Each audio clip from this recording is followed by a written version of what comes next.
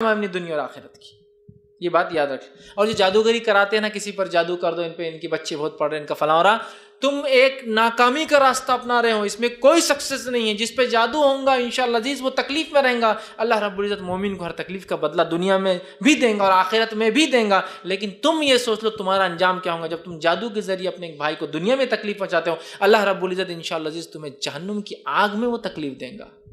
جو تکلیف تم نے یہاں اس کو دنیا میں کیا کرو گے, تب کوئی پرسان حال نہیں ہوں گے. یہاں تبھی کوئی کم از کم تسلی دینے والا رہتا.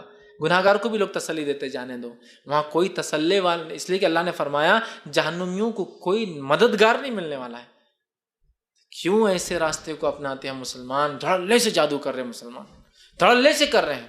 جہاں مسلم شہروں کی آبادیاں بڑی ہے مسلمان تعداد میں, جادو تو اتنا کامن ہے, اللہ رحم کرے, عام جادو کر رہے. بس جادو کو تو کھیل سمجھ لیا آپ نے, یہ کفر ہے. اور یاد رکھو جو تکلیف تم دنیا میں دو گے نا, آخرت میں اس کی سزا بھگتنی. فقہ کے اندر ایک اصول ہے, جادوگر نے جتنی تکلیف پہنچائے, جادو سے پکڑا جاتا ہے تو اتنی تکلیف دی جائیں گی. ایک خاتون تھی حفصہ رضی اللہ عنہا کے کو پتہ چلا اس نے جادو کی, اور جادو کر کے ان کی لونڈی پر ایسا جادو کیا جس سے اس کی جان چلی گئی. جب اس کا جادو ثابت ہوا تو اس کو قتل کیا گیا اس عورت کے بدلے. دنیا میں بھی جادوگر جو نقصان پہنچا اتنا ہوتا ہے, لیکن اس سے ایک بات یہ بھی پتہ چلی جادو کے ذریعے قتل بھی کروایا جا سکتا ہے. اسی لیے فقہ میں ہے, اسی لیے حضرت حفصہ رضی اللہ عنہا نے اس عورت کو سزائے موت سنوائی تھی جس نے ان کی لونڈی پر جادو کر کے قتل کروایا تھا. چونکہ کسی جادو سے مجنون بنا دیا, مجنون بنا کے اس نے اپنے آپ کو مار لیا, یہ جادو کے ذریعے ہوا قتل. اب روز قیامت اس آدمی کا کیا حال ہوگا جس نے جادو سے کسی کو تکلیف پہنچا. میں نے اس لیے کہا وہی سزا بھگتیں گا جہنم میں وہ آدمی جو اپنے بھائی کو دنیا میں جادو کے ذریعے تکلیف دے گا. معمولی سمجھتے ہو 10-20 ہزار روپے خرچ کر کے کسی پہ جادو کر کے زندگی خراب کرنا, یاد رکھو پوری آخرت تم خراب کر رہے ہو. 10-20 ہزار پوری آخرت, یا آخرت کیا ہے ہم اس کو سمجھتے نہیں دنیا میں, لیکن ایک اتنا بڑا ہے کہ صرف آخرت میں جب جائیں گے اور پہلا دن جس پہ سورج صرف 1 میل کے فاصلے پر ہوگا. آج سورج 11 کروڑ میل دور ہے ہم سے, تو اس کی گرمی برداشت نہیں ہوتی ہم کو گرمی ایک دنوں میں. 1 میل پہ ہوگا جس میں کچھ لوگ ٹخنے تک نیکی کے اعتبار سے, مطلب گناہ کے اعتبار سے پسینہ زیادہ ہوگا, ٹخنے تک, کچھ گھٹنوں تک, کچھ کمر تک, کچھ گردن تک, اور کچھ کافر تو ہوتے لگا رہے ہوں گے پسینے میں. اتنا پسینہ آئے گا. 1 میل بول تو 1.5 کلومیٹر پہ سورج ہے.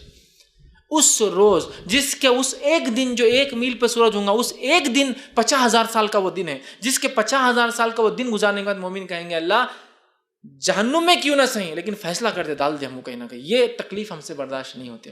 تو صرف پہلا دن حساب کتاب کا 50,000 سال کا ہے, فرسٹ ڈے.